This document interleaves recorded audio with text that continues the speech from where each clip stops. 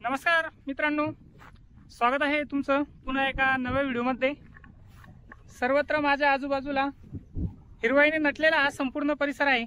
तर आपण अगोदर जाणून घेऊया की ह्या ठिकाणापर्यंत आपण कसे आलो, कारण तुम्हाला व्हिडिओत समोर सांगायचं आहे मला की आपण नक्की कोणत्या ठिकाणी जाणार आहोत ते काय। अतिशय सुंदर असा हा परिसर आहे। तर आपण बघूया या ठिकाणापर्यंत आपण कसं आलो आणि नंतर तुम्हाला सांगतो की आपल्याला कोणत्या ठिकाणी आज भटकंतीसाठी जायचं आहे।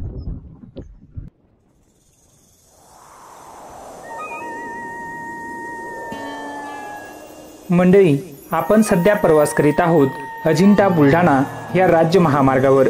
अजिंठ्याहून बुलढाण्याकडे जाताना आपल्याला श्री क्षेत्र जाळीचा देव, पैनगंगा नदी उगमस्थान व निसर्गरम्य गिरडा हे पर्यटन स्थळ पाहायला मिळतात। याच रस्त्याने समोर गेल्यास पाडळी गावाच्या समोर अंदाजे 3 किलोमीटर अंतरावर उत्तरेकडे पळसखेड नाईक या गावाकडे जाणारा रस्ता आहे। त्या रस्त्याने साधारण 1 किलोमीटर गेल्यावर आपण पळसखेड नाईक ह्या गावात येऊन पोहोचतो। तेथेच गाडी लावून आम्ही एका छोट्या पायवाटेवरून आमचा प्रवास चालू केला एका निसर्गरम्य पर्यटन स्थळाच्या शोधामध्ये।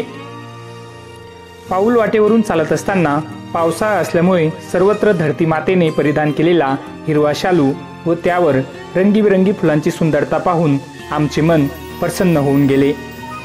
या पाऊल वाटेने समोर गेल्यावर आम्ही एका नव्याने तयार करण्यात आलेल्या कमानीपाशी येऊन पोहोचलो आणि तेथून पुढे सुरू झाली या नळकुंड धबधब्याकडे जाणारी जंगल भटकंती।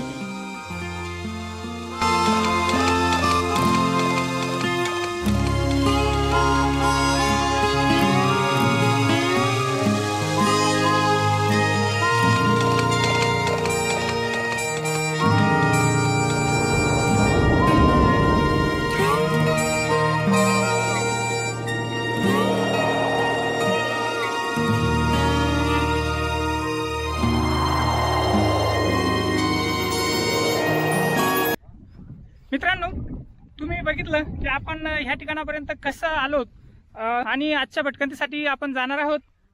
हा जो माझा पाठीमागचा परिसर दिसतोय तुम्हाला, हा अजिंठा डोंगर रांगेचा परिसर आहे आणि ह्या अजिंठ्याच्या डोंगर रांगेमध्ये एक अतिशय सुंदर, अपरिचित, आतापर्यंत अनेक पर्यटकांपासून दूर असलेला असा हा एक अतिशय सुंदर धबधबा आहे। त्या धबधब्याचं नाव आहे नळकुंड धबधबा म्हणून त्याला या ठिकाणी ओळखतात स्थानिक लोक। आणि त्या ठिकाणी एक मोठी कपाट सुद्धा आहे आणि त्या ठिकाणी काही महादेवाच्या पिंडी आपल्याला ठेवलेल्या आहेत। तर महादेवाचं सुद्धा दर्शन होईल, कारण आता सध्या श्रावण महिना चालू आहे। तर चला जाऊया।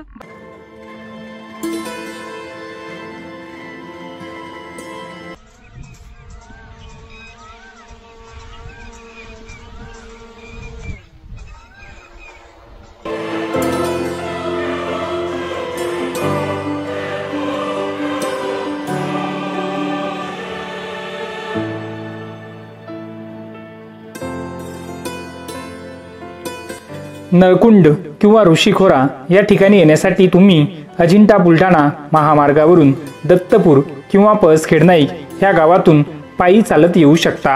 अजून दुसरा मार्ग हा मोताळा तालुक्यातील रोहिणखेड मार्गे नळकुंड या गावातून आहे। या ठिकाणी शक्यतो समूहाने भेट द्यावी। हा संपूर्ण परिसर घनदाट जंगलाने वेढलेला असून जंगली प्राण्यांचा वावर या ठिकाणी मोठ्या प्रमाणात पाहायला मिळतो।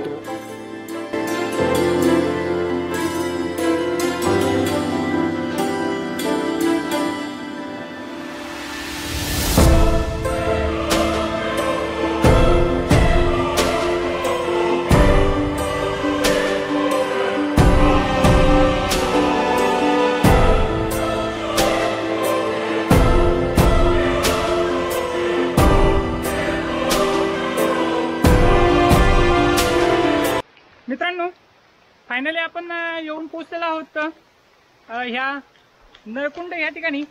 तर ते जे नळकुंडचे धबधबे आहे ते समोर आहे थोडेसे. मात्र आपल्याला या ठिकाणी एक अशी कपार आहे आणि भगवान शंकराचा पिंड या ठिकाणी ठेवलेला आहे. तर या ठिकाणी अनेक भाविक येतात ह्या परिसरामधले. पण ह्या बघू शकता तुम्ही की घनदाट असं जंगल आहे सर्वत्र आणि एका दरीमध्ये ही अशी कपार आहे. तर कदाचित या ठिकाणी आपल्या अशा डोंगर दऱ्यांमध्ये प्राचीन काळी अनेक ऋषीमुनी हे तपश्चर्या करायचे, साधना करायचे. त्यामुळे अशा ठिकाणी अनेक ऋषीमुनी हे राहून गेलेले आहेत. त्यांचं वास्तव्य या अशा दऱ्याखोऱ्यात अगोदरच्या काळात होतं. त्यामुळे ह्या ठिकाणाला ऋषिकुंड म्हणून सुद्धा ओळखतात. या परिसरामधले काही लोक याला नळकुंड धबधबा तर काही ऋषिकुंड म्हणून ओळखतात. या ठिकाणी बघू शकता तुम्ही की भगवान शंकराचा पिंड आहे आणि एक शेंदूर लावलेली एक मूर्ती आहे. तिचा आकार आपल्याला कळत नाही मात्र आहे या ठिकाणी आणि नंदी वगैरे सुद्धा. तर अतिशय सुंदर हे ठिकाण आहे. आणि या बाजूला माझ्या या बाजूला एक धबधबा कोसळतोय. छोटा आहे मात्र त्याची सुंदरता शब्दात व्यक्त करण्यासारखी नाही. आणि वातावरण तर एवढं सुंदर आहे, इतकं निसर्ग सुंदर वातावरण आहे. त्याच्यामुळे ह्या ठिकाणचं जे सौंदर्य आहे त्याच्यामध्ये फार मोठ्या प्रमाणात भर पडलेली आहे. समोर इकडे बघू शकता तुम्ही, इकडे तो नळकुंड धबधबा आहे, तो मी तुम्हाला नंतर दाखवतोच. तर या ठिकाणचा निसर्ग सौंदर्याचा थोडासा आनंद घेऊया आता.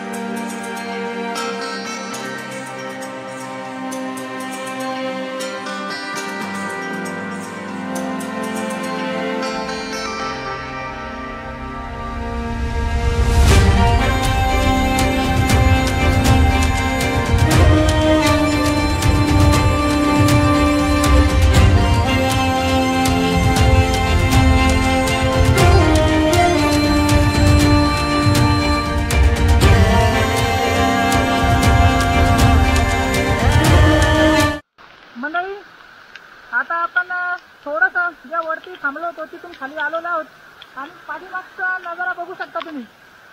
खूप भारी असे दोन धबधबे या ठिकाणी पडत आहे आणि समोर त्या ठिकाणी एक अशी मोठी कपार आहे.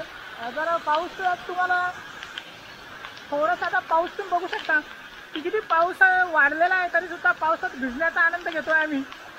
कारण त्याच्यामध्येच तुमचं खरोखर फार मोठा आनंद लपलेला आहे. तो शोधावा लागतो तुम्हाला की नक्की आनंद कशामध्ये. तर खूप भारी आहे या ठिकाणचं वातावरण. अतिशय दुर्मिळ ठिकाणी हे ठिकाण आहे. जास्त लोक या ठिकाणापर्यंत येत नाही कारण माहितीच अनेकांना नसतं की अशा आपल्या परिसरामध्ये सुद्धा असे अतिशय सुंदर ठिकाणं दडलेले आहेत, ते शोधावे लागतात. तर चला, जास्त काही तुम्हाला सांगत बसत नाही रिकामं उगीच काहीतरी.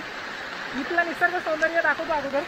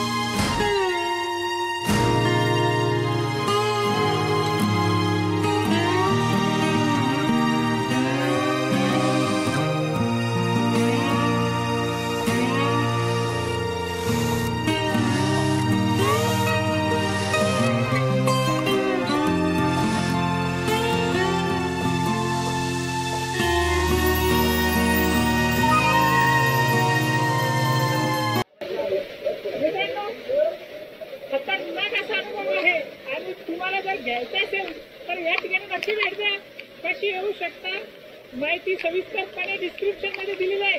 आणि तरी सुद्धा तुम्हाला नाही कळालं तर मला इंस्टाग्रामवर DM करा, मी तुम्हाला सविस्तर माहिती देतो। बघू शकता तुम्ही काय नजारा आहे यार, हा खूपच भारी। आणि भरपूर धबधबे आहेत, छोटे आहेत, त्यांचा फोर्स कमी आहे, मात्र दिसायला तर त्यांचा काही हेच नाही, दिसायला इतके सुंदर आहे धबधबे। समोर अजून एक छोटा धबधबा आहे, तो तुम्हाला दाखवतो। पावसामध्ये पूर्णपणे भिजलेलो आहे सध्या। खरोखर निसर्गाची किमया जी असते ना, तिला उत्तरच नाहीये माझ्याकडे किंवा कोणाकडेही, कारण निसर्ग खूप चमत्कारी आहे, खूप सुंदर आहे, ते आपण त्याचं वर्णन करू शकत नाही।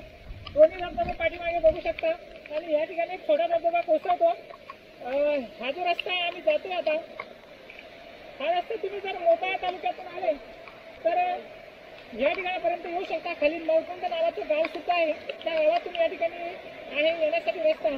तिकडून नाही आली तरी तुम्हाला थोडंसं ट्रेक करून यावं लागतो आणि निसर्गामध्ये मजा, निसर्गाचा आनंद तेव्हाच भेटतो जेव्हा तुम्ही ट्रेक वगैरे करून येतात। तर समोरचं दृश्य दाखवतो तुम्हाला।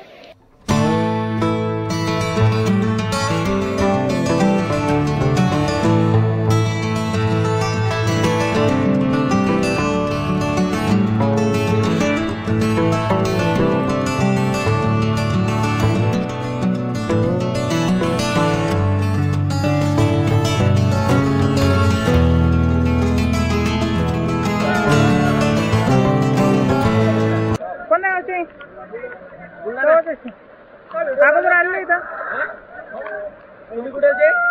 मी सिल्लोड का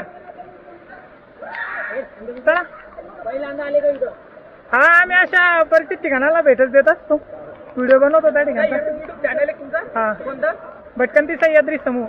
भटकंती सह्याद्री समूह। मित्रांनो, आता जो नळकुंड धबधबा होता तो सुद्धा तुम्हाला दाखवला आणि या ठिकाणचा अतिशय सुंदर परिसर सुद्धा दाखवला। फक्त खंत एका गोष्टीची आहे, पूर्ण ठिकाण खूप सुंदर होतं सुद्धा आहे आणि आनंद सुद्धा आहे की पाऊस चालू आहे, त्याच्यामुळे वातावरण खूप भारी दिसतंय। मात्र आपण सोबत आपला मित्र गोपाल इंगळे याचा ड्रोन आणला होता, मात्र पाऊस चालू असल्यामुळे ड्रोन उडवता गेला नाही, त्याच्यामुळे खूप सुंदर दृश्य तुम्हाला दाखवू शकलो नाही आम्ही। तर तुम्ही या ठिकाणी येऊनच या ठिकाणाचा आनंद घ्या, तर अजून आपला आनंद खूप भारी आपल्याला जाणवतो आणि आपण चांगल्या पद्धतीने निसर्ग पाहू शकतो। तर थांबूया आता या ठिकाणी।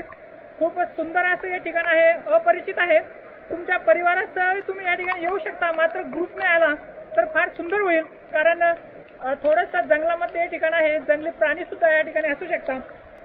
तर थांबूया आता याच ठिकाणी, लवकरच भेटूया पुढच्या एका नव्या व्हिडिओमध्ये। तुम्हाला हा आजचा व्हिडिओ कसा वाटला ते नक्की कमेंट करा, व्हिडिओ आवडल्यास लाईक व शेअर करा आणि अशाच अपरिचित ठिकाणांचे व्हिडिओ पाहण्यासाठी आपल्या भटकंती सह्याद्री समूह या यूट्यूब चॅनलला सबस्क्राईब करा। आणि आपला मित्र आहे गोपाल इंगळे, त्याचं सुद्धा यूट्यूबला चॅनल आहे, तर लिंक तुम्हाला मी डिस्क्रिप्शनमध्ये दिलेली आहे, तर त्याच्या सुद्धा चॅनलला नक्की व्हिजिट करा। भविष्यात तुम्हाला या ठिकाणचे ड्रोन शॉट त्याच्या चॅनलवर नक्कीच बघायला भेटेल। तर भेटूया आपल्या पुढच्या एका नव्या व्हिडिओमध्ये, तोपर्यंत तुमचा निरोप देतो, धन्यवाद।